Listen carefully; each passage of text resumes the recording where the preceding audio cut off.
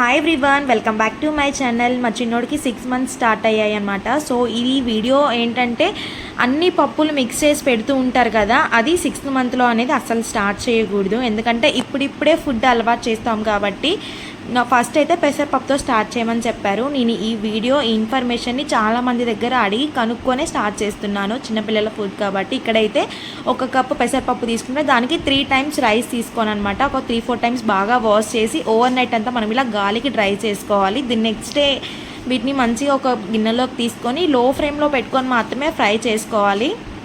ఒక 5 to 10 minutes అంతే అనమాట.